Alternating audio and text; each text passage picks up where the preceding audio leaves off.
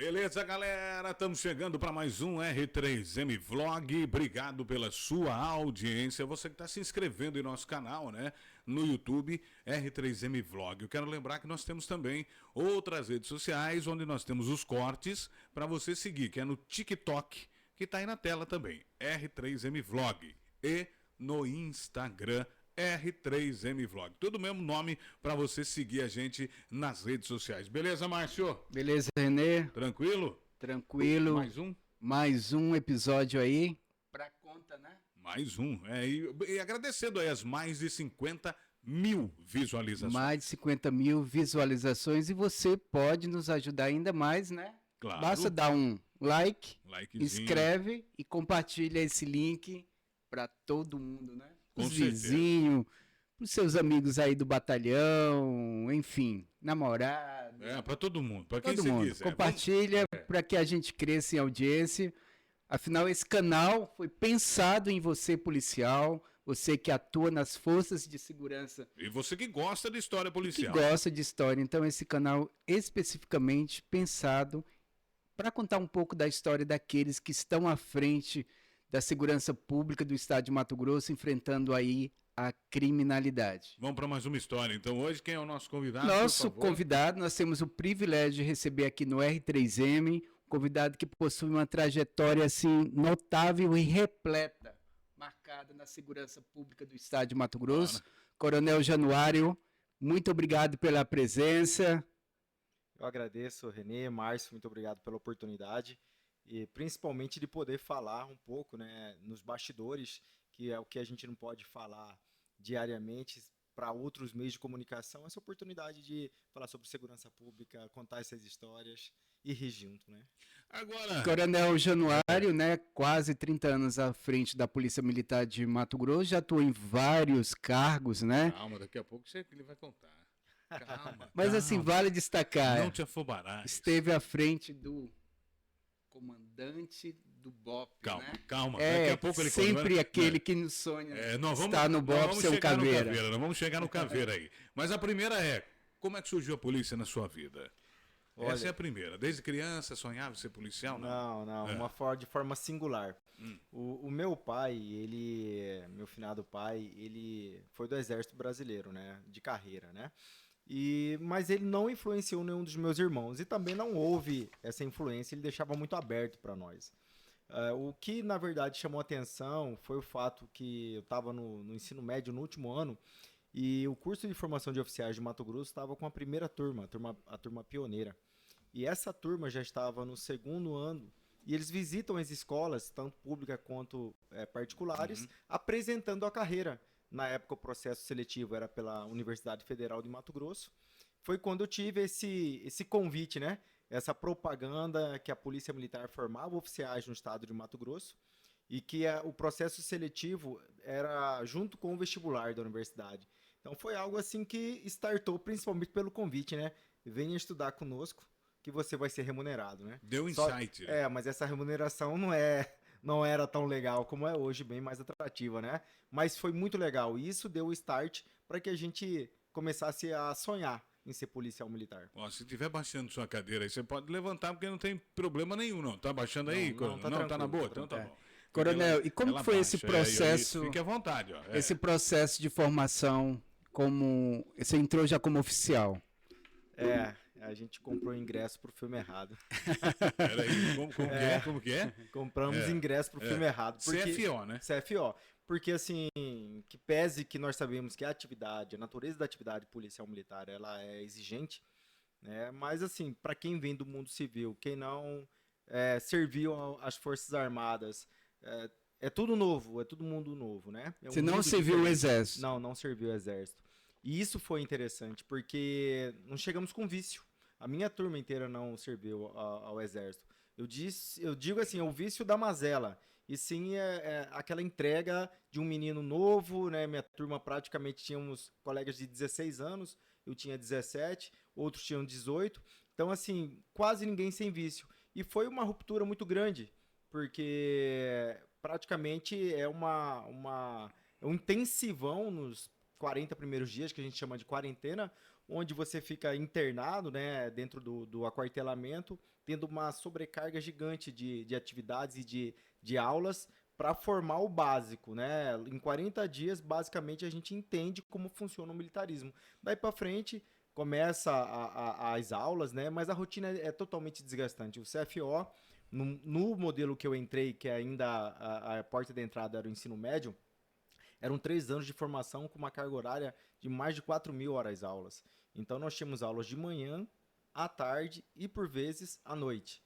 E isso na rotina do militar, tirando o serviço de aquartelamento, sentinela, plantão da hora. Então, assim, foi uma experiência marcante, né? É algo assim que realmente molda a vida da gente e faz a gente apaixonar, né? A dureza, né? O mérito da conquista faz a gente valorizar E diferente. teve algum fato assim marcante nesse início da carreira? Olha, teve no sentido de que a minha turma ela foi muito coesa, né? Nós tínhamos histórico na Academia Costa Verde. A minha foi a 4ª turma de formação de oficiais e a primeira turma, a segunda turma, elas foram as primeiras, então assim não houve uma publicidade muito grande, a concorrência ela já não foi tão grande, né? A terceira turma e a 4ª turma já alcançou essa publicidade por meio dessa propaganda nas escolas. Isso fez com que houvesse uma guinada muito, muito diferente, porque a concorrência aumentou demais. E a terceira turma, ela chamou muitos oficiais, né, muitos alunos oficiais da fila de espera. E a 4ª turma quase não chamou. A minha turma ela teve uma característica que foi a única turma até hoje da Polícia Militar que não entrou ninguém do sexo feminino. Ninguém. Então, assim, essa situação fez com que a turma ela se unisse bastante e assim, nós não tínhamos o elemento feminino que tem uma sensibilidade diferente, uma limitação física diferente. Então, o nível de cobrança que nós recebíamos era sempre diferente também, porque não tínhamos nenhuma policial militar feminina. Mas você disse no início, né, que você é filho de militar. Seu pai foi do Exército, Forças Armadas. Aí você falou assim, poxa, mas como eu não servi, nós entramos lá. Mas em casa não tinha a hierarquia. Extremamente, né? A cultura familiar, ela acaba absorvendo, né, os valores e ensinamentos da cultura profissional do pai. Sim. Principalmente do militar, né? Então, desde cedo nós engraxávamos coturno, já sabíamos o que era a farda. Na época, as fardas tinham que ter vinco, né? Hoje, estilo combatente, shirt combat, né? Esse modelo americano que é só lavou e tá pronto, né? Lavou e Isso. usou. Na nossa época, não, né? A calça tinha que ter vinco, a camisa tinha que ter vinco, a gandola tinha que ter vinco. Então, assim, isso a gente via em casa, o meu pai, esse cuidado, apresto, mochila. Então, essa questão era muito forte, a ponto de nós termos horários para tudo. Era um quadro de horário dentro de casa. Horário para alimentar, horário para estudar, é isso que eu ia dizer. para TV. Eu servi também, na época que eu servi, também nós tínhamos você viu o Exército, tínhamos que nem não esqueci o nome agora, era um papo branco que tinha que engomar. É, verdade. Cara, Babador. a gente usava por baixo da gandola aquele branco, mas tinha que ser engomado, não podia ser só passado. Cara, era um negócio maluco. Mas vamos continuar a sua história. Mas era bonito, né? Era vistoso. Era gostoso. Coronel, aí você sai da academia e vai pra onde? Isso, quando eu formei, a minha turma era uma turma pequena de oficiais, né? O processo seletivo da primeira turma foi para 35, se eu salvo engano. Da segunda já foi para 40, né? Tinham 4 de outras polícias fazendo curso aqui, mas a turma do Coronel Assis, a de Sumos, eram 40 militares. E para minha turma já foram 20. E desses 20, nós tivemos um caso de um colega que, no decorrer do primeiro ano, ele pediu desligamento. Hoje ele é PRF, Leonardo Ramos, um grande abraço. E nós formamos em 19 oficiais da Polícia Militar. E a minha turma fez rodízio aqui só na capital do estado, em todas as unidades, exceto na época CIOI. Nós não fizemos, né, na Companhia Independente de Operações Especiais, mas da CIAFEM, Batalhão de Proteção Ambiental, PRE, antiga PRE, nós rodamos a cidade inteira. Na época o Batalhão de Guardas existia, cuidávamos do Pascoal Ramos e do Carumbé, então essa rotatividade em todas as unidades da Polícia Militar era para conhecer a atividade policial. Ao final desse estágio nosso de 9 meses, eu fui designado para servir no Batalhão de Trânsito. Foi uma escolha minha, né? Tinha uma vaga para lá e eu achei interessante o trabalho, mas principalmente a harmonia dos oficiais dentro do batalhão. A primeira unidade foi o trânsito. O batalhão era ali no centro ainda. No Porto, No do Porto. lado da Feira do Porto. Agora, quem nos assiste faz a seguinte pergunta: olha, o coronel está dizendo aí, CFO, saiu formado. Quando sai formado, recebe qual patente? Só para quem está em casa Isso. entender, porque existe uma hierarquia. Uma hierarquia, claro. Então, depois dos 3 anos de formação, nós somos declarados aspirante oficial. Aspira. Isso. O aspira alguma coisa. O aspirante, ele tá ali no meio termo. Ele não é praça e também não é oficial, ele é praça especial. Está aspirando algo. Isso. Então, um período probatório onde o conhecimento teórico ele é aliado à vivência prática. Isso é o nesse quê? estágio. 1 ano ou mais? 9 meses. Tem turma, o período mínimo, Márcio, são 6 meses. Então, teve turma do CFO que fez o estágio de 6 meses e teve turma como a minha que fez de 9 meses. Isso aí dependia muito da carga horária e de quem era o comandante da academia. O projeto pedagógico, de vez em quando, mudava. É né? uma gestação, 9 meses. Isso. Então, durante esse período, você passava por esse estágio probatório. Sendo apto, era declarado segundo tenente, né? Aí sim, oficial Aí da Polícia começa Militar. essa carreira. Começa a brincadeira. Aí você escolheu batalhão de trânsito e como que chega na sua vida a escolha pela operações especiais da Polícia Militar? A gente costuma dizer que a gente não escolhe a caveira, né? A caveira que escolhe a gente.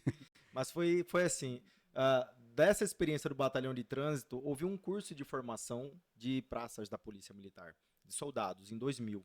E a minha turma que estava na capital, metade dela ficou no interior, metade na capital, por escolha por classificação. E na capital eu fui designado para a Escola de Formação de Praças.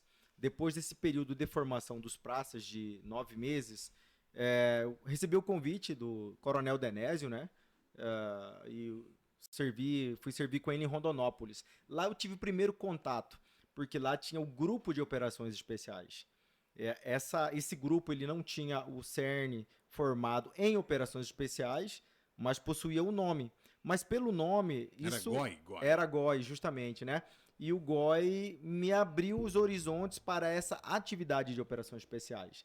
Então, nessa época, se eu ganhasse terço de férias, 13º, restituição de imposto de renda, eu investia tudo em cursos. Então, eu visitei algumas escolas de formação privada na área de operações, né? No Paraná, em Minas Gerais, em São Paulo. Então, eu fui em algumas especialidades, a gente costuma dizer no meio militar nosso, né?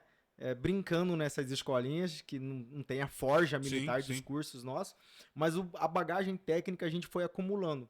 A ponto de, em determinado momento, houve uma rebelião na cadeia pública de Rondonópolis, e a CIOI daqui de Cuiabá, como ela atende todo o estado, ela subiu para Rondonópolis para nos ajudar, né, na questão das alternativas táticas, né? Um time tático ali, pronto, né? E eles tinham essa legitimidade. E nisso, um veterano ali, um tenente, na época, primeiro tenente Lesco, vai meu abraço para o nosso irmão e amigo, Coronel Alexandre Ferraz Lesco, fez esse convite junto com o Major Zaqueu, né, nosso amigo também, Coronel Zaqueu Barbosa, outro abraço, para servir na CIOI. Isso em janeiro de 2003, o passaporte meu volta para Cuiabá e a gente apresenta na CIOI para trabalhar na Companhia Independente de Operações Especiais, na época ainda na Praça do Cristo Rei. E ali a gente começa a ter esse convívio verdadeiro com a tropa legítima de operações especiais e conhecer as histórias de cursos, né, de Aqui Ninguém Forma, né, e isso acabou mexendo com o brilho da gente, a ponto da gente ter essas conquistas, né, que encontramos outros irmãos ali que estavam destinados à mesma missão. Mas quando você chegou no CIOI, não tinha ainda você não tinha feito o curso ainda? Não tinha. Aí depois você vai pro CAT lá no Piauí? Isso, depois eu vou pro CAT do Piauí junto com, então, primeiro tenente Assis, né, meu irmão, coronel, excelentíssimo deputado federal, Coronel Assis. Nossa continência, né? Verdade. O 01 do meu turno, né? Eu era o 05, né? A numérica escolhida pela antiguidade. E eu fui junto com o 01 para o curso do CAT no estado do Piauí. Um abraço para os meus irmãos do Piauí, os catianos mais malvados e resistentes que tem do planeta, né? São É. nordestino bravo, hein? Brabo demais ali, o O calor tenente lá é coronel. pior ou igual daqui? Olha, eu vou falar pra você, eu achava que não tinha lugar mais quente eu que acho que lá Cuiabá. é mais, né? Piauí é quente, pior. que é isso. É, o calor muito lá. quente. Né? Não tinha condições de beber água gelada, lá é sempre quente, E né? é comparado, inclusive, porque é uma capital ali em Teresina que não tem praia, né? É, verdade. Teresina acho que fica uns 300 quilômetros de É, Parnaíba, não tem, né? É a única do É, Nordeste é que a não tem única. praia. É, só tem o rio É. Teresina que corre a cidade e deixa mais quente a cidade. Deixa mais quente. Mas voltando aí do Então, curso. aí nós fomos para o CAT, né? Quem nos convenceu a ir para o CAT foi o Coronel Lesco, né? O primeiro E tenente por que Lesco. o Piauí? Porque foi como eu disse, né? Não é a gente que escolhe o curso curso escolhe a gente. A Caveira escolhe ele. Numa oportunidade, Márcio, que assim, em 2003, quando a gente foi, parece que foi ontem, mas a Polícia Militar de Mato Grosso, ela evoluiu muito doutrinariamente. Nessa época, não se fazia curso nenhum aqui. Só curso de motorista, curso de manutenção de viatura. O Estado não oferecia. Não. A Polícia Militar tinha alguns poucos militares qualificados, a exemplo, Major Zaqueu, Caveira do Paraná, finado Sargento Chuína, Caveira do Paraná, finado Tenente Eurípides, Caveira de São Paulo, Tenente Coronel, chamo ele de Steve, até esqueci o nome dele agora, Ladislau, Caveira de São Paulo, mas assim, todos esses Mas aí... região sudeste. Isso, só que esses aí, Sul, apenas sudeste, né? o Praça tava na CIOI. O resto estava em outras missões já, no estado de Mato Grosso. E assim, não foi condensado esse conhecimento pelo ensino da Polícia Militar. Então, quando nós tínhamos interesse de formar alguém na área de comunicação social, então se indicava para ir para São Paulo, para Minas Gerais, Rio de Janeiro. Quando se tinha necessidade de formar alguém na área de proteção ambiental, mandava para quem era referência fazer o curso. E nessa época, Mato Grosso não fazia nada em operações especiais em termos de cursos. Então, a primeira oportunidade que nos apareceu, né, foi Piauí. E eu me recordo que o comandante-geral na época era o Coronel Vitor Hugo. E eu na época, Tenente Assis, fomos pedir para ele para nos mandar para lá, né? E depois de algum tempinho de chá de cadeira, a primeira coisa que ele fez foi nos questionar, né? Por que Piauí? Porque, na época, pelo cenário econômico, Piauí, na época, era a Somália brasileira, né? Sim. Era um estado paupérrimo. IDH baixíssimo. Isso, só que nós chegamos lá, em 2003, e encontramos uma polícia padronizada, evoluída doutrinariamente, melhor que a nossa, em termos de qualidade técnica. Uhum. Mas, assim, busca dos profissionais que ali estavam, e ali nós começamos a nossa saga, então, né? Nós fomos engravidados pela cabeça que nós tínhamos que fazer esse curso, um curso muito difícil, doído demais. Nós começamos em, se eu não me engano, 48 alunos, formamos em 16 e numa rusticidade altíssima. Quando a gente fala em operações especiais, né, a maioria das pessoas, como o Márcio disse, região sudeste, São Paulo, Rio de Janeiro, né? Mas no Piauí o curso é barra pesada também. Referência. Referência. Não, referência. É assim... Mas claro, aí forjaram excelentes profissionais, né? Você e o Coronel sim, mas Assis, sim, não, assim, que acabaram sendo referência também para outros exemplos aqui no estado, né? Olha, a semente foi muito boa. Foi. Porque quando nós retornamos, eu e o Coronel Assis Quanto retornamos. tempo? Nos enganaram. Falaram que eram 50 a 60 dias, foi quase 100. 90 e poucos dias lá. 3 meses. Pensou em desistir, Caveira? Não pensei. Embora é aquela coisa, né? Eu tenho uma característica de ser muito disciplinado, obstinado. Então, assim. Focado. Então eu fui para realmente vencer, né? E tinha um parceiro, né, espetacular, né? Porque o Coronel Assis, você nunca vê ele triste, né? Você sempre vê ele, bora. Então isso foi importante. Mas o que eu falo, aquela semente de lá, para quem não sabe, né, a gurizada que entra ontem na polícia e faz um curso aí, vai lá pro BOP, pra Rotan, e assim, os caras, assim, tem um autoestima lá em cima, e eu me olho e falo, cara, um dia eu fui arrogante, assim, porque não é possível, né? Hoje a gente fala, mas praticamente quem estruturou o curso de CAT, o de Operações Especiais, o próprio curso de Rotan no estado de Mato Grosso, quem começou fomos nós. Eu, Coronel Assis e o Tenente Coronel Pacola. Nós somos principais responsáveis pela... O Pacola fez também no Piauí? Não, Pacola ele não fez o CAT. ele fez primeiro o COESP. Eu e a Cis fizemos CAT e COESP, né? Já o Pacola ele foi direto para o COESP no Rio Grande do Sul. Inclusive, no mesmo período de 2005, que eu estava em Santa Catarina, ele estava no Rio Grande do Sul. Eu falo isso porque, basicamente, quem iniciou a doutrina dos estágios, a diferenciação de operações especiais e diferenciação de rondas ostensivas, fomos nós que ajudamos a estruturar os estágios, dar aula nos estágios para as forças táticas, quando começaram a ser criadas, né? Porque a Rotam foi criada em 2003. Ela foi criada sem curso. Ela foi criada no papel. Depois vieram as capacitações Rotam. Que era BOP e Rotam. Isso, éramos juntos, né? Eram juntos. Era um BOP com P minúsculo, primeira companhia COI, segunda companhia Rotam. E nós criamos o estágio de capacitação em operações policiais especiais, o ECOP, e eles criaram o ECRO, o estágio de capacitação em rondas ostensivas.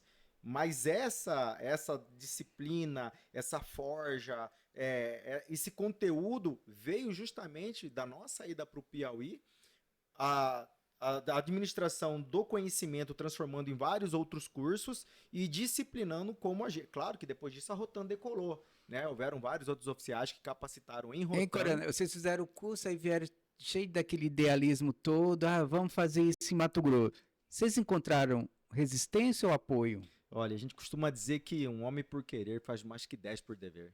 Então nós queríamos. A resistência que nos coube foi assim, principalmente a parte de logística.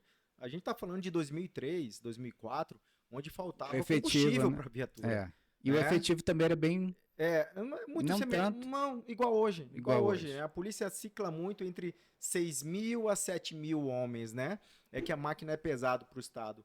Mas o que mais nos emperrava era gestão para aquisição de insumos.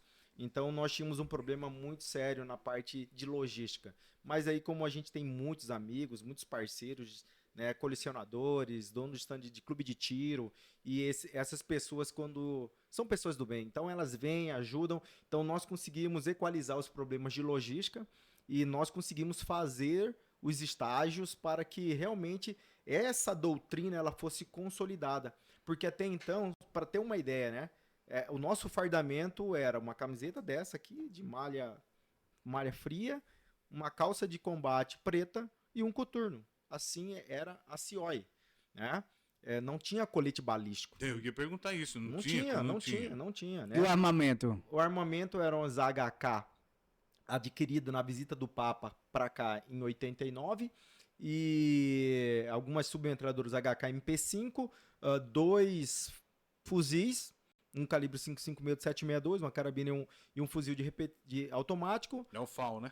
Não, era uma HK. Uma HK. Era uma HK. Tá. E aí é óbvio, né? Nós tínhamos alguns FAL de doação que das Forças Armadas para a Polícia Militar. Mas era muito incipiente. É isso que eu falo. Aí nós chegamos em 2003 no Piauí, a tropa lá já usava o uniforme completo, com gandola, colete balístico, capa de colete tático padronizada. E a gente ouvindo falar de uma polícia inferior à nossa, porque alguém lá no passado visitou e de um estado que tinha o IDH horroroso. Então, isso fez com que nós chegássemos aqui, inclusive implantamos essa doutrina, que aí encontramos a resistência, o estado quente. Não era quente igual a gente aqui. Então, assim, não tinha justificativa do militar não sair numa viatura utilizando gandola e principalmente os coletes que não eram individual e eram pouquíssimos. Era assim, saiu na viatura, coloque seu colete balístico. Mas isso foi uma gestação, um convencimento para que o militar entendesse que aquilo fazia parte da segurança dele, de proteção individual. Mas essa semente hoje a gente vê aí, né? Os caras hoje usando plate QRE, né? Parecendo um boostzinho, né? todo, né? Mas isso aí era natural, né? Lá de uma formação lá no Piauí. E que, claro, né, o Coronel Assis, a minha pessoa, o Coronel Lesco e aqueles que passaram à frente do BOP recepcionaram essa ideia, viram que era algo positivo e referendaram que deveria ser utilizado assim. Mas muito do que se encontra hoje, a gente olha para o BOP, a gente olha para algumas unidades da Polícia Militar e fala, naquele tijolinho que ninguém vê a placa de quem colocou lá, tem meu dedo. Tem o digital. Tem o meu suor, né? Digital nossa. Digital. Aí vocês criaram o BOP. Não, já aí is- depois do Piauí É. você foi para fazer o COESP. em 2003, quando nós fomos para o curso no Piauí, É. era a Companhia Independente de Operações Tá, Especiais. senhor. Quando nós retornamos do CAT, já tinha transformado em BOP, como o Tá. Márcio falou, uma companhia COI e uma companhia Rotan. Em 2005, em 2004, o Coronel Assis foi para Brasília fazer o COESP dele em Brasília. Em 2005 eu fui para Santa Catarina, para o BOP de Santa Catarina. Abraço ao meu eterno coordenador. Que também é uma polícia muito forte, Sim, né? Coronel Martins, meu secretário, coronel, gente boa pra caramba. E aí eu fui pra lá fazer o curso. Iniciamos em 38.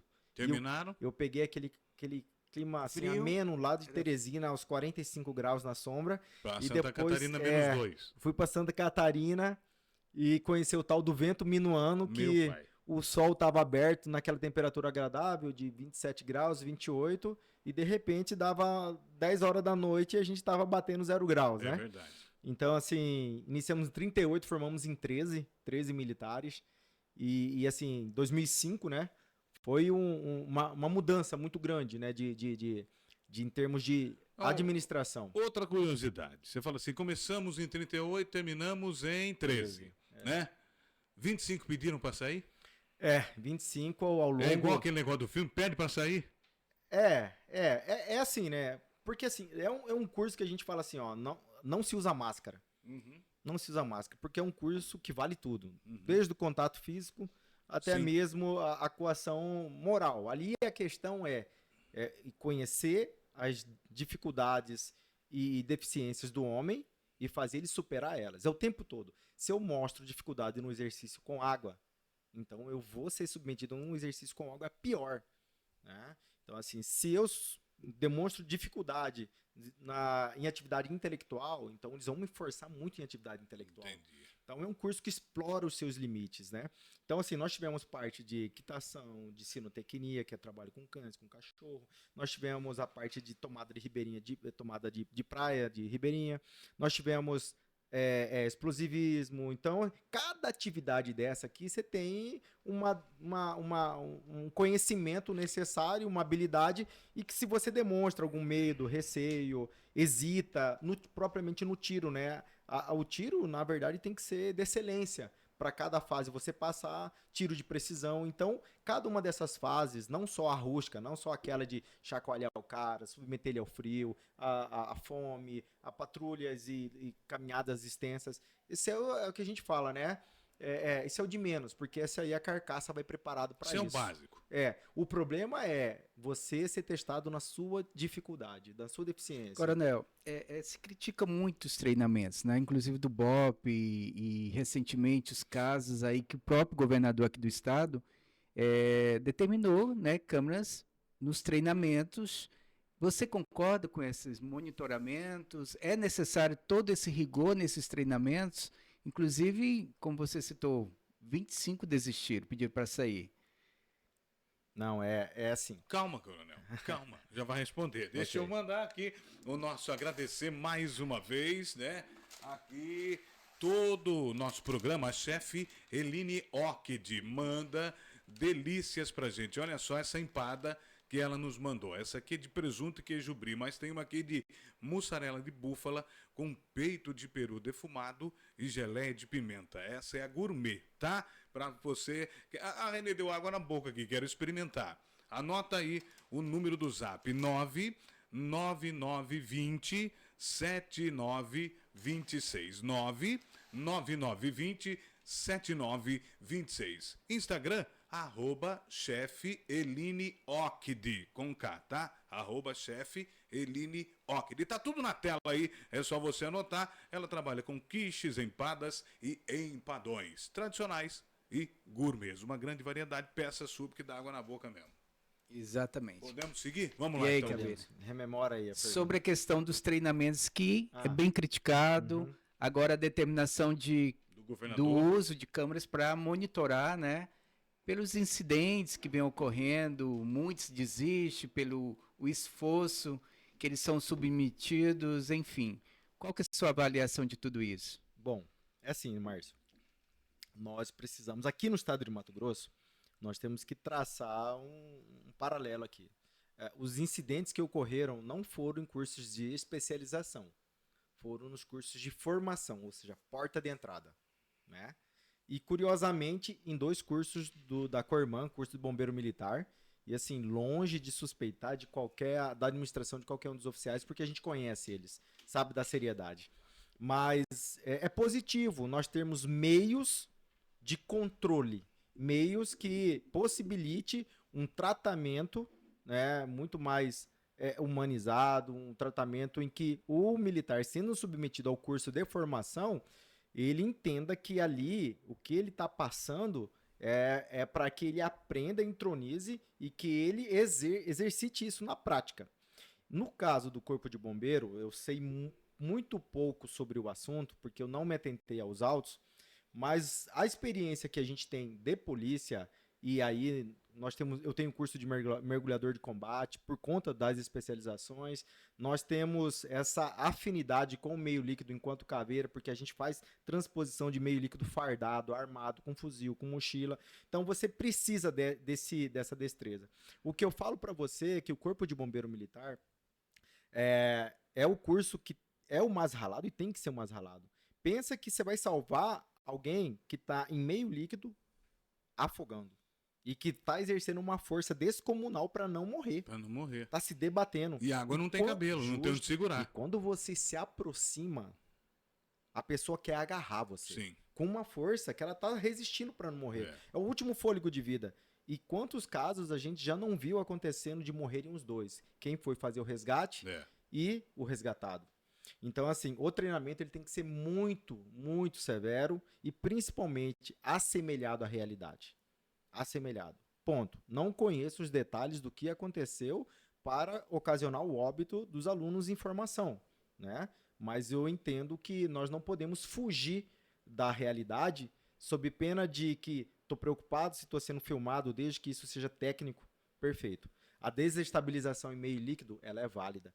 Por quê? Porque no momento que você tem cãibra... A gente teve cãibra em tanque de mergulho. Cãibra. Pelo frio e pela fadiga.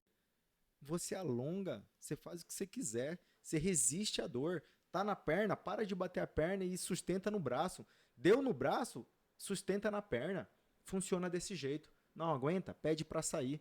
Porque a sua vida de combatente depende da sociedade que você está sendo treinado para resgatá-la, para salvá-la.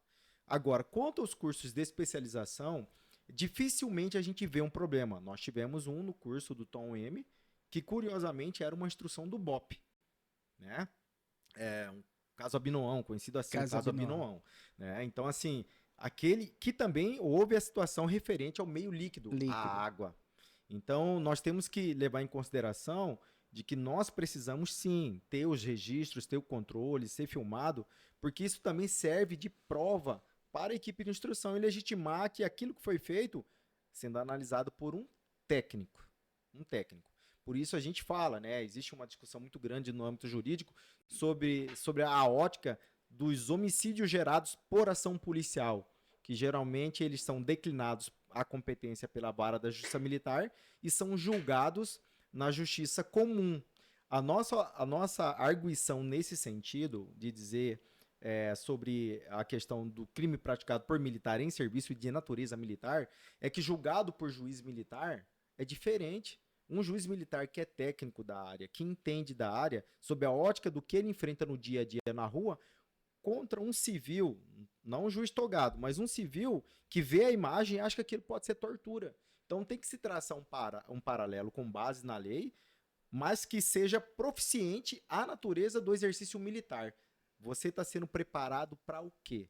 A natureza da ação onde você está treinando é no BOP, é na Rotan, é no CIOPAER, é na cavalaria. Então, essa proficiência ela não pode ter desvio de finalidade pelo instrutor, sob o ponto dele, ao bel prazer, praticar alguma mazela ali. Mas se for da natureza, estritamente do cumprimento da missão, por exemplo, né? Curso de choque. Quem nunca tomou um spray de pimenta nos olhos num curso de choque, não fez eu curso de tomei choque. sem curso mesmo, já tomei. E você sabe como é Sem que é a curso, reação, já né? tomei no estádio de futebol. E isso aí... Não, trabalhando eu estava. Você na deve ter cabine. xingado. Não fui eu, foi uma briga entre os dois times. Que gerou pra No todo mundo. vestiário, a polícia entrou e a gente tava trabalhando nas cabines ali, logo acima do vestiário, e os caras soltavam. Aquele gás subiu, velho, dentro da cabine. Meu Deus do céu, foi um negócio de doido. Não, é horrível. É. Então, assim, o policial, ele precisa passar por isso. Precisa passar por isso. Por quê? E Porque no ele, limite. Claro, e ele precisa saber que ele não pode fazer isso a bel prazer, porque tem os efeitos fisiológicos, tem os efeitos, inclusive, que a gente não sabe. Às vezes você encontra um cidadão que está com um problema, conflito com a lei, e de repente o cara tem um problema cardíaco e uma ação policial pode gerar ali um infarto. Uma parada. Mas se a gente for pensar no que pode acontecer, você não age. Então, assim, o policial militar, ele tem essa missão de ter essa sensibilidade, um treinamento à risca muito exigente, né? E assim, eu digo, quem se propõe a fazer curso na polícia, a polícia tem que dar parabéns, porque a gente tem vários policiais militares que estão estacionados no tempo, quase um servidor público, só esperando o tempo passar. Isso é ruim. Precisa, né? Vamos entrar nas histórias dele exatamente. agora, né? Essa Falou da questão aí, formação. Você fez formação, Santa Catarina, chega como caveira. É. Fala das primeiras Das missões primeiras aí. missões, tal. Nós chegamos aqui em 2005, e aí nessa época, Márcio, Renê, eu trabalhava no Gefron. Já tinha sido criado o Gefron. Em 2003, de janeiro de 2003 até agosto de 2004, eu servi na CIOI. E aí, em 2004, a convite do Coronel Zaqueu, à época coordenador do Gefron, Major Zaqueu, nós fomos para a fronteira e saímos de lá em maio de 2006. Maio de 2006 eu retorno para o BOP. Então, nesse período eu trabalhava na fronteira, né? Como oficial de operações do Fronteira, eu e o Tenente Coronel Anderson Luiz da Silva, um grande amigo. E Coronel Lesco também trabalhou conosco lá também, Capitão Lesco, né? Era o nosso subcoordenador. Então ali nós fazíamos aquele trabalho de repressão ao tráfico de entorpecentes, ao narcotráfico. Coronel Ibanez era o comandante? Não, Major Zaqueu. Zaqueu. Isso, e aí nós trabalhávamos ali na faixa de fronteira, fazendo em apoio à Polícia Federal. A Polícia Federal era uma grande parceira, ainda é, né? Uma grande parceira ali na faixa de fronteira, o Exército Brasileiro ali, todo o aquartelamento, Santa Elvira, Fortuna, Corixa, São Simão, Casal Vasco, era ponto de apoio nosso, né? E aí nós fazíamos esse patrulhamento, tanto o rural quanto as operações, a parte de reintegração de postos na região de fronteira também. Quem fazia era o Gefron na época.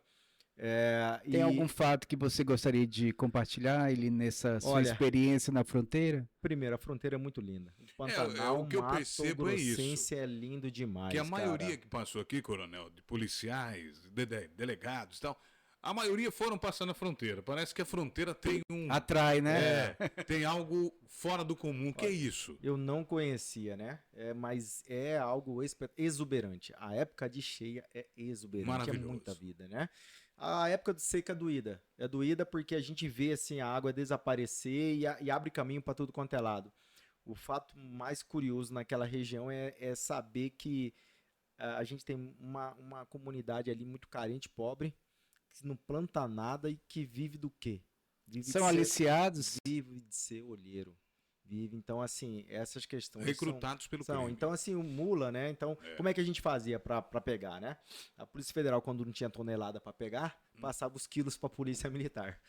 E aí, nisso, pela boa interlocução e confiança que tinha ali entre os agentes da PF e o Major Zaqueu, nós tínhamos direto informações de veículos que poderiam estar transportando ali 20, 30, 50 quilos, 100 quilos no tanque de combustível, dentro do estofamento.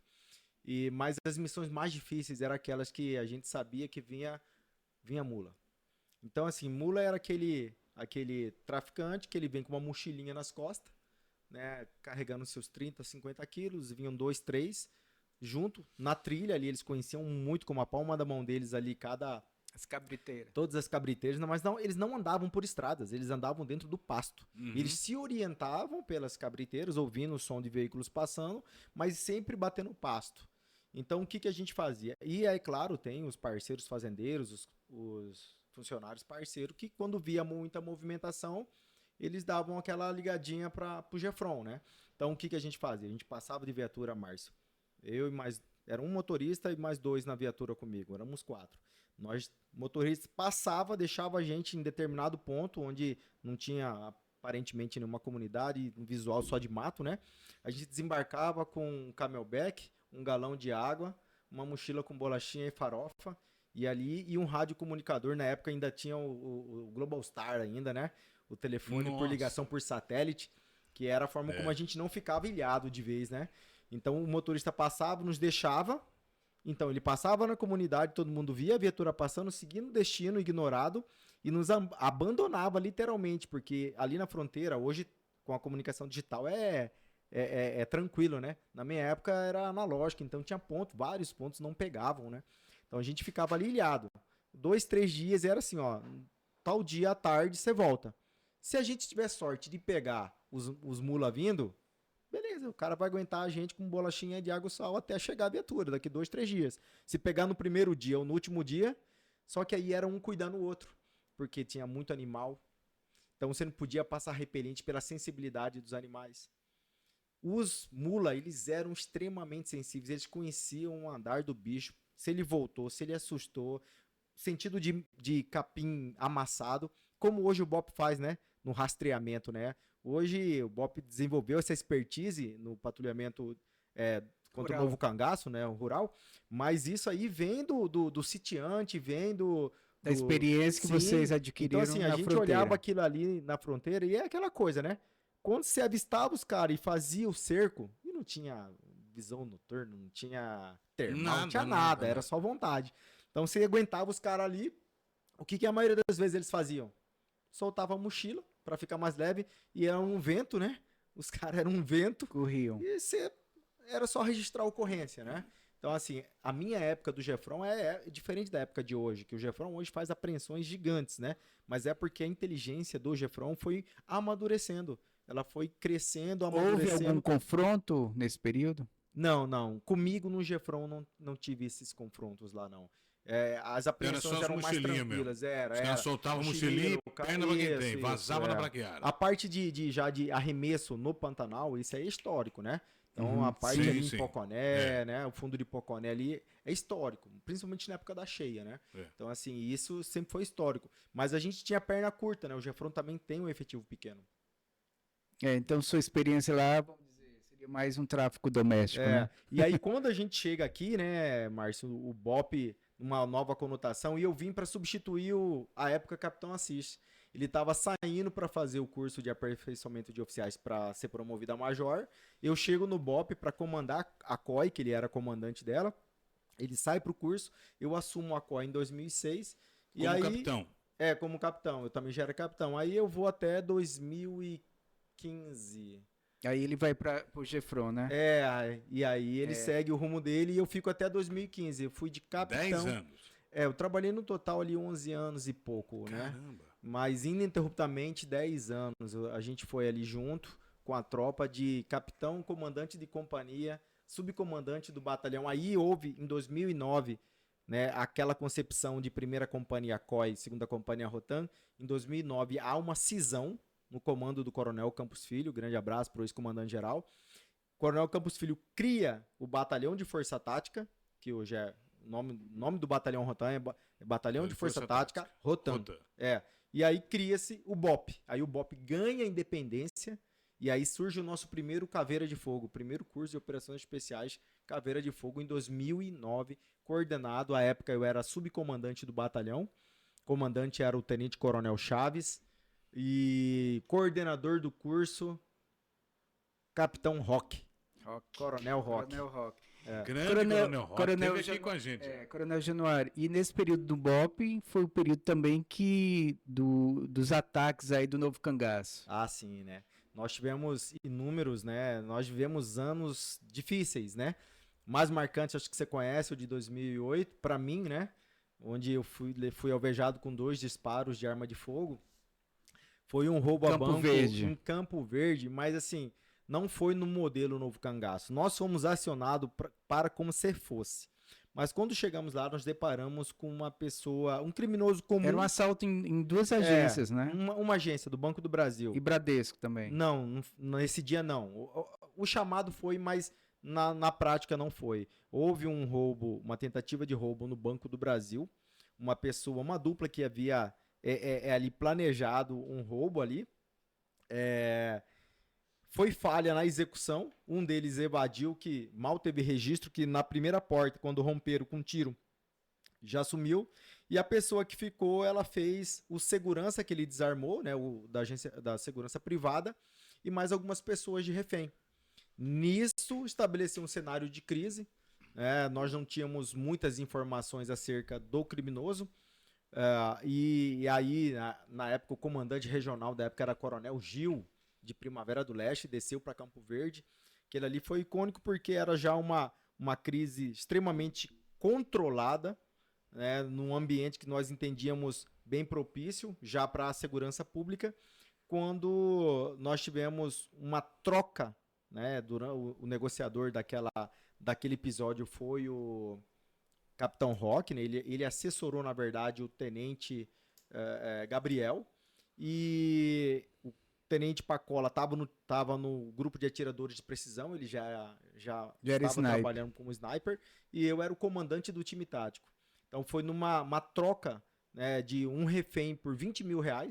Veja, ele estava dentro da agência, não teve acesso ao dinheiro, ele pediu dinheiro, uma lote de dinheiro entrou, ele pediu 50, R$20 mil ele liberou um refém, 30 mil ele liberaria 2 reféns, ele estava com 5 reféns lá dentro.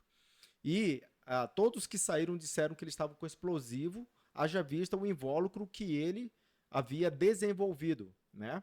E realmente ele estava com um simulacro que aparentava muito ser um explosivo. Então, o tempo todo ele ameaçava explodir todo mundo. Então, por mais que ele tinha 2 armas de fogo, era um ambiente controlado para ele. E tivemos conhecimento disso, posicionamos o time tático em toda a entrega de dinheiro. Quem fez foi o time tático, comandado por mim.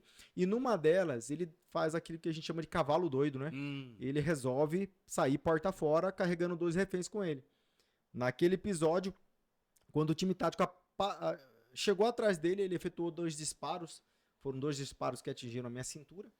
E ali, logo em seguida, ele foi neutralizado por um atirador nosso, que estava no time tático. Mas os ferimentos na minha pessoa foram bem, bem leves, só carne. Só 15 dias de férias em casa. Qual era o calibre? Dele, 38. Ele tava com 2,38. Tá. Um era o da Cebival. Foi o que ele rendeu lá. Nem sei se era Cebival, uma empresa de segurança privada, né? Então, mas isso aí, pra mim, foi marcante porque leva o risco de vida. Mas tivemos vários outros, Campinápolis, Guiratinga. E aí o batalhão já foi crescendo, né? Fomos agregando outros oficiais, já com diferente... Renê, quando eu, Coronel Assis, Coronel Lesco, servimos na CO, e nós íamos porque a gente só era brabo. Sim, depois a gente foi fazer curso. A realidade depois de 2005 mudou, porque aí como nós fizemos curso fora e a gente trouxe o conhecimento e começamos a multiplicar o conhecimento aqui, daí para frente o oficial só serve no BOP se ele for caveira. Aí já vieram alguns oficiais já caveira pro BOP. E como é que o governo recebeu isso? Porque você disse que no início de 2003, por aí, não tinha. Não tinha. Dinheiro para nada, nem gasolina para viatura. Continuou não tendo. E 2005 para frente, como é que o governo viu isso? É o que a gente fala na polícia, a gente faz tudo por amor. Entendi. Então, assim, a gente foi dando aula, estruturando os cursos, sempre 0,800 para o Estado, sem pagar hora-aula para o BOP. Até hoje não se paga hora-aula para o BOP, nem para a Rotan, nem para nenhuma organização da Polícia Militar que ministre curso. Por quê? Porque eles entendem, né? A PGE entende que o policial militar, no horário de expediente, ele tem obrigação de dar aula. Tá. Né? E a nossa arguição, não. Nós somos formados para a segurança pública. A docência não nos pertence. Porém, nós a exercemos porque a ciência policial é uma matéria específica, inata aos órgãos de segurança. Tanto Polícia Civil, Polícia Rodoviária Federal, inata, né? Aquela proficiência, a nossa docência. Então, nós sempre demos aula sem receber nada. E os insumos, aos poucos, houve um convencimento dos gestores da Polícia Militar de que era necessário comprar granada, comprar arma de energia conduzida, taser, né? Comprar munição, fazer um centro de recarga, colete balístico, convencimento. né? E aí é óbvio, né? Com o aparecimento do Ministério da Segurança Pública, e aí, ora Segurança Pública, ora Justiça, crescimento da Força Nacional de Sim. Segurança, a gente mandando policiais para Brasília, então Brasília fazendo a indenização, a troca conosco, né? Mandando armamento, mandando munição, mandando granada, capacete balístico, escudo É a balístico. contrapartida. Isso, né? a contrapartida nos permitiu amadurecer, a ponto da gente falar, ó, agora a gente não aceita mais isso aqui não, porque nós ganhamos conhecimento e agora a gente especifica melhor o produto nosso, deixamos de comprar armas nacionais para comprar armas internacionais, né? Hoje o BOP de Mato Grosso, toda a polícia de Mato Grosso hoje trabalha no calibre 9mm com a pistola Glock, uma conquista, um avanço, e isso passa assim por um convencimento do governador do estado, do CON10, do secretário de Segurança Pública, porque é investimento mais alto. Troca da plataforma de fuzis, como eu disse, a gente tinha fuzil doado pela Marinha. No comando do Coronel Assis, na frente do BOP, a gente recebeu 50 fuzis 762 FAL que veio da Marinha. Foi festa pra gente. Sim. Porque a gente enfrentava o cangaço com 5,56, eles com .50, .30. Daí pra frente nós mudamos uma plataforma de tiro. Mas hoje evoluímos sem condições de comparar. Hoje a gente tem modelos de fuzis de última geração da SIG, 762, a gente tem Blackout 300. .50 também. Não, .50 a gente não tem Poxa, ainda. tinha que ter .50. Mas Aí, mudou Porque muito. os caras têm, cara. Os caras param um carro blindado, não é isso? Para. .50. Assim, em Minas Gerais é o ponto .50, alto, né? A utilização da .50, porque Em São Paulo também. o relevo deles permite isso, né? Estourar o carro Cara, eu forte. fui fazer uma cobertura em São Paulo agora. O ano passado eu estava em São Paulo, antes de chegar aqui no estado do Mato Grosso. Foi em Piracicaba. Entre Piracicaba e Santa Bárbara do Oeste. .50, velho, na estrada, para parar um carro forte para roubar o dinheiro. É um negócio maluco o equipamento que os caras têm, velho. Coronel, e ainda falando do BOP, você também atuou como gerenciador de crise. Negociador, né? De Negociador. reféns. Isso. Tem algum fato assim que você lembra e gostaria de destacar?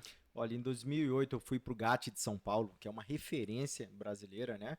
Em negociação com reféns. O GAT é militar também? O GAT é militar. Tá. Era do terceiro de choque, nem sei se é do Tá, quarto tá. hoje. E nós fizemos o curso lá. E aí nós tínhamos só 2 negociadores formados no estado de Mato Grosso, né? Que era eu e o Coronel Roque. Então nós revezávamos, né? Eu digo para você, graças a Deus, as nossas atuações, tanto a minha quanto a dele, nós passamos muito tempo só nós dois ali, até agregar o finado tenente coronel Evane, né, e alguns outros oficiais que chegaram de fazer o curso e atuar, porque ter o curso não significa que você vai atuar, a maioria deles não atuam, e assim, o mais sensível, todas as vezes que era um rebelião, sem dúvida, principalmente no Pomeri. O Pomeri chegou a dar muita dor de cabeça pra gente no socioeducativo. Porque o preso, o reeducando, o menor infrator que tá ali, ele passa 2, 3 anos ali até ganhar maioridade. O da penitenciária central, eles passam mais tempo. Só que você não consegue memorizar quem são. E eles memorizam quem Sim. você é. Então, assim, o negociador ele tem que ser um cara extremamente crível, porque ele tem que transferir credibilidade num ambiente que é antagônico, porque a pessoa que está do lado de lá sabe que você quer ele preso, ou se já está preso, você quer o que ele tem na mão como garantia das exigências dele. Na maioria das vezes é uma vida. Sim, nós temos que barganhar essa questão das exigências, nós temos que estabelecer um rapport, um vínculo muito forte de confiança, nem que seja momentânea, né? Corresponder às expectativas do outro lado, para isso eu preciso ter empatia, me colocar do lado dessa pessoa e construindo essa transição de confiança até ele entender que para que o intento dele seja positivo ou que ele não tenha um revés contra ele, passa pelo negociador. Cara. Então, assim, nos estabelecimentos prisionais são mais difíceis, muito mais sensíveis, e foram vários, principalmente no Pomeri. Eu lembro basicamente um episódio em que eles estavam quebrando várias paredes e tiveram acesso até uma arma de fogo que eu não sei como entrou lá. E nessas circunstâncias aí a gente sabia que era muito mais tenso. Até porque eles tinham uma professora como refém que era gestante, né? Então era um cenário muito mais difícil, muito mais caótico e que não é simples só pensar um tiro de comprometimento. A gente transferir a responsabilidade do Estado de garantir a vida para o atirador. Ele não tem a função primária de neutralizar, é observar, proteger e depois neutralizar, mas ele é utilizado para neutralização, mas o impacto é muito forte. E outra, qualquer interveniente de umidade, de vento, da pessoa mexer, colocar o refém na frente, Sim. ninguém explica depois do fato. É assim, a pergunta é, por que que não atirou? Aí, se atirou, fala, por que que não esperou um pouco mais? Então, assim, é uma solução que é difícil, ela não é lógica, né? Então, trabalhar com vidas é difícil. E, assim, e uma das mais difíceis que teve foi ali no Jardim Imperial. Imperial, não sei se é ali já Imperial ou Recanto dos Pássaros. Uma pessoa que estava com transtornos mentais por conta de uma cirurgia de redução que fez, começou a somatizar vários problemas psicológicos e já tinha agredido familiares e ali ele estava com uma faca na mão o tempo todo se furando. Caramba. O tempo todo se furando. Então, foi um episódio muito difícil E porque... triste, né? Porque assim, é o que eu falo, natureza policial, não diferente da do enfermeiro, do médico, do quadro de saúde, a gente, quando vê as cenas de horror acontecendo, a gente não pode se permitir sensibilizar. Tem que né? ter sangue frio. Essa é uma das negociações mais difíceis. É, Você...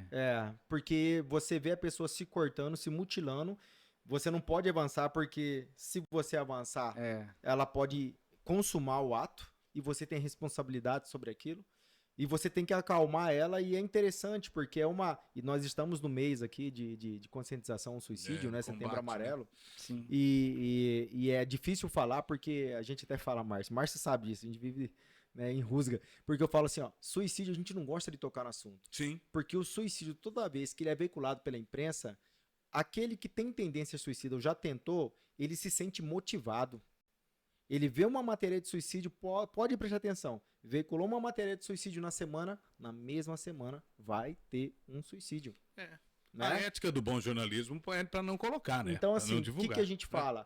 Porque isso aí é importante dizer, porque é complicado. Uma coisa é você ter um infrator da lei, Sim. que ele roubou, ele tentou escapar, a polícia chegou, cercou. É um cara que tem uma vida pregressa recheada, é um câncer para a sociedade que tem sido, né, cada vez mais capacitado. E hoje, com as ramificações e estruturação das facções criminosas, parece que se ganha notoriedade nos crimes bárbaros, nos crimes de afronta ao Estado, né?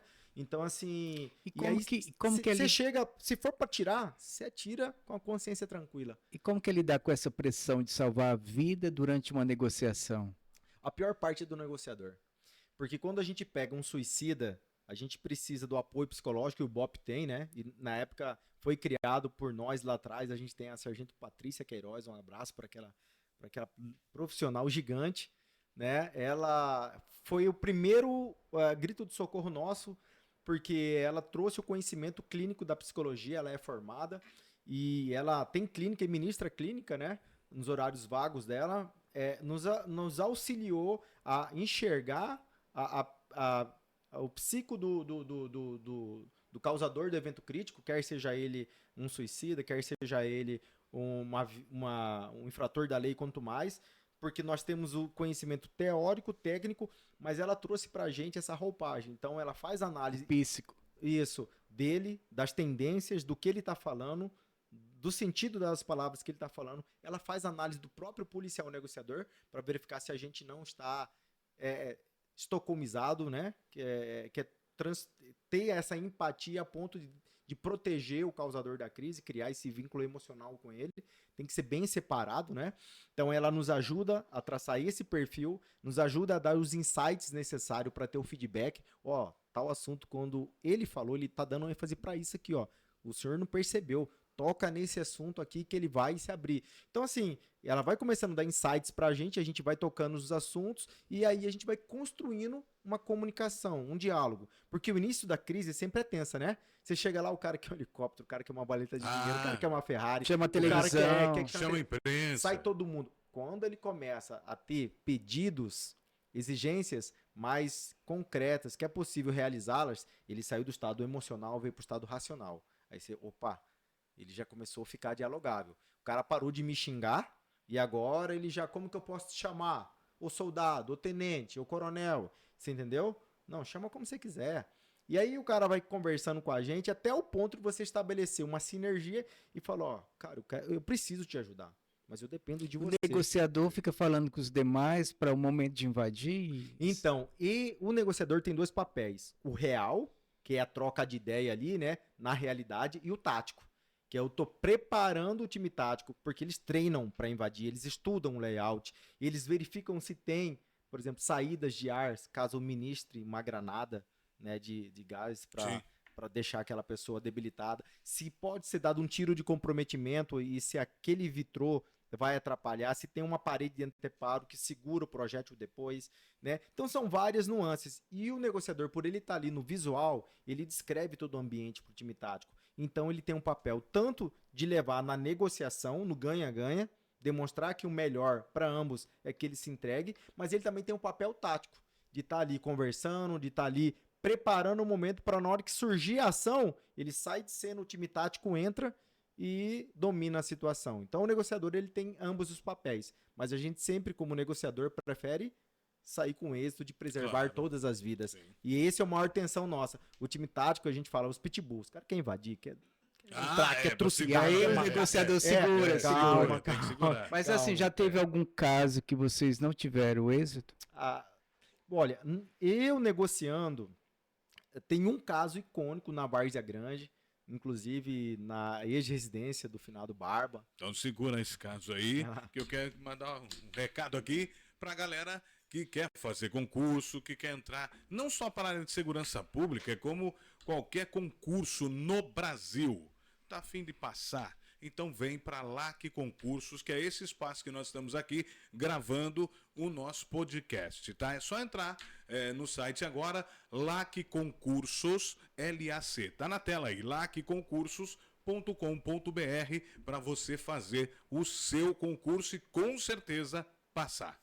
Exatamente. Vamos lá, vamos voltar aí. Ocorrência lá no Água Vermelha. E essa ocorrência ela é icônica porque eu tava no aniversário de casamento de um familiar. E me ligam, eu não era um negociador do dia, mas não tinham conseguido contato com quem estava de plantão. E eu fui para aquela ocorrência lá no Água Vermelha, na Várzea Grande, inclusive. E na época eu era capitão. Chegamos na ocorrência, eram residências bem semelhantes, parecidas uma com a outra, né? E que ela iniciou numa casa e o pessoal levou os reféns para outra, né? Em razão do muro que dava acesso ali às residências. Nós chegamos, fizemos o cerco. Na verdade, o 4º Batalhão já tinha chego, feito o cerco. A Força Tática de Várzea Grande já tinha feito a contenção, o isolamento. E o BOP chega. A gente toma conhecimento da situação, como é que tá. O Tenente Coronel Mendes, hoje na Casa Militar, ele era o comandante da equipe tática. Ele entrou na formação da equipe tática. Eu fui para negociador. E o sargento, acho que subtenente Paulo Meira, que está, acho que no Ministério Público, ele era o nosso atirador policial daquele dia. Ele posicionou o fuzil dele, o Imbel AGLC 762, ferrolhado. Ele posicionou na sacada da casa no fundo. Eu entrei pelo fundo da casa e ali eu chamei os infratores. Sabíamos que eram 4. Sabíamos que eram 4 pessoas. Declarado, 2 estavam armados. E estavam com 4 reféns.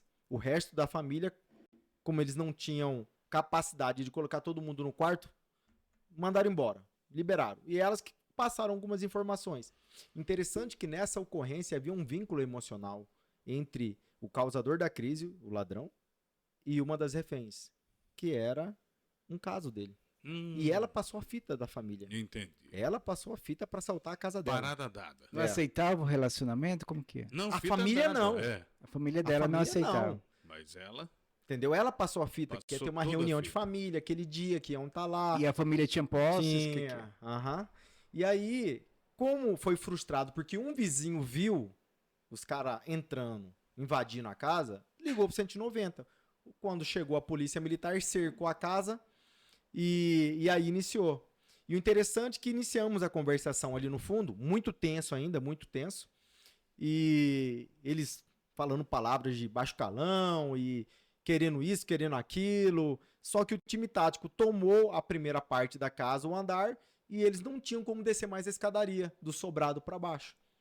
Para passar, tinha que passar em cima do time tático, o time tático posicionado. Ou sair voando. Justamente. Só que o fundo da residência, onde tinha a sacada, estava ainda tomado pela escuridão. Você só via vulto. E eles dentro do quarto e um conversando comigo. O fato é que na contenção, na casa de trás, o vizinho de trás resolveu ligar a luz do fundo. Ele tinha um refletor que iluminava a casa. Na hora que ele iluminou, ele ajeitou o refletor para, tipo, na boa ideia, pô, vou ajudar a polícia. Ligou o refletor, o cara achou que a gente estava invadindo. Ele tirou o braço e começou, tec, tec, tec, tec. Deu 3 tiros, a sorte que eu tava ainda, antes de você construir a confiança, isso aí vai muito da expertise e do negociador sentir, ele não faz em peito nu como a gente vê em filme. Sim. Não, é um policial segurando o escudo No balístico, o escudo, cara balístico. atrás. Não tem condições do escudo balístico ali, tem um poste, tem uma coluna, e eu tava atrás da coluna, conversando entre a coluna, metade do meu corpo coberto pela coluna e metade conversando com o causador da crise. Quando ele refletiu a luz em cima dele e ele começou a atirar, eu saí da coluna. Márcia, Renê, só escutei o estampido do meu lado. Bum! E eu já olhei pro atirador policial. Caraca! Ele já tinha dado o primeiro. E o cara voltou na sacada, ele manobrou de novo, eu escutei o segundo. Bum! Só que isso sem vínculo e sem ligação com o time tático. Então o time tático escutou os 2 tiros de fuzis e falou, cara, eu entro ou não entro? Eu entro ou não entro? Só deu tempo de falar, entra. Liguei ainda pro Tenente Mendes. Entra. Ele entrou, dominou o ambiente. O primeiro tiro pegou na maçã do rosto, subindo. Só que já abriu o tampão da cabeça do infrator. Ele voltou mais naquele espasmo na sacada. Já tomou um na ponta do nariz. Na ponta do nariz mesmo.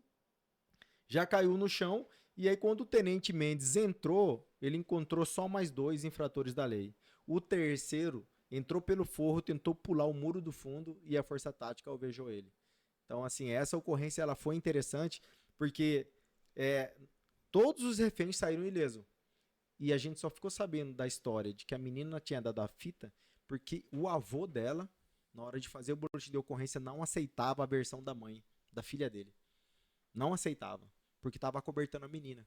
Então, assim, foi muito interessante. E, assim, foi uma das poucas ocorrências registradas até hoje no BOP em que o atirador policial de precisão ele precisou ser utilizado para neutralizar o causador da crise. Interessante. Vamos para a última pergunta, velho. Já tem 1h10 aqui. A gente precisa. Tem algum encerrar, fato. mas vamos para a última aí, vai lá. É a última. Vai, a última, então vai Tem ter algum jeito. fato Eu sou assim. chato aqui, viu, É coronel? o chato, normal. controlador, viu? Vai. A gente história tão boa. Mas aí ele volta mais vezes, vai. Coronel, tem algum fato assim que você se arrepende de ter feito na polícia? Ou tipo, poderia ter feito de outro jeito? Na atividade policial militar em si, é difícil falar, Márcio, porque assim, passa um filme, né? Um filme na cabeça da gente, né? E 27 anos não são 27 dias, né? Obviamente eu acredito que sim, né? Que sim. Me dada a oportunidade, eu preciso dizer que muita coisa da minha vida ressignificou desde que eu aceitei Jesus na minha vida. Eu falo isso abertamente porque aí algumas pessoas estranham, né? Como que um caveira é cristão, já matou gente?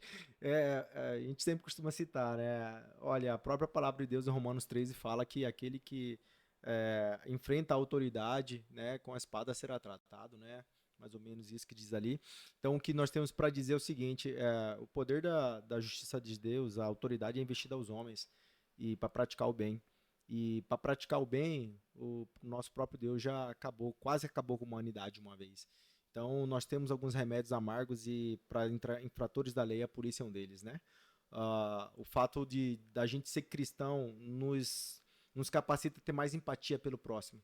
Nos faz com que a gente possa olhar o próximo com outros olhos de misericórdia mesmo e de graça. Isso é importante dizer, porque isso ressignificaria alguns momentos da minha vida, porque nós temos a obrigação, vocês como comunicador, vocês sabem o poder que vocês exercem de influência. Na atividade policial militar, nós também exercemos influência. Então nós precisamos tratar as pessoas sempre com dignidade. Eu acredito que eu já fui aquele tenente que eu citei do passado, muito arrogante, muito soberbo, né? Investido do conhecimento e do saber fazer, né? Faltou algumas sensibilidades. Hoje eu vejo que quando, próximo de sair da polícia, as coisas boas que nós levamos são as verdadeiras amizades. Porque todos nós, soldado a coronel, um dia, né, vai para o mesmo lugar. E então, o que mais vale a pena é cultivar boas amizades. Isso eu faria diferente. Eu já fui excessivamente, né, e radicalmente muito militar. Aí, depois dessa aí, acabou, velho. Não, depois dessa aí, acabou.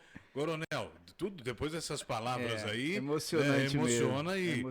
E não tem mais. Mas faz a última, vai. Não, Vamos eu só lá, queria saber que pois não. durante todo esse período de militarismo, né, você sempre teve apoio da família? Então, minha família sempre me entendeu, né? Até porque eu sempre procurei dedicar o meu tempo de qualidade com qualidade. Embora eu tenha casado, acho que hoje em dia é cedo, né? Mas para minha geração, casei com 32 anos, 30 anos. 32 anos tive o primeiro filho. Casou velho. Então, assim, eu casei com 24, pô. Então, assim, eu acredito que... Você não é exemplo, René. Casei com 24, eu tô até hoje. Você também casou novo? Não, eu casei com 27. É novo. Eu acredito que a família soube entender esses momentos, mas eu não posso deixar de mandar um abraço pro Heitor, pro Davi, né? Porque sentiram muito a minha falta e tiveram que compreender e amadurecer rápido sobre algumas decisões que a gente toma na vida, né?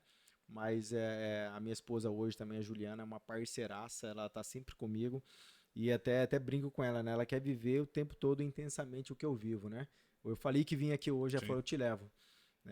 E eu tenho certeza que se ela não tivesse que atender no consultório dela, ela estaria aqui assistindo. Que legal. Mas, assim, eu digo que a família é muito importante. É o esteio nosso, né?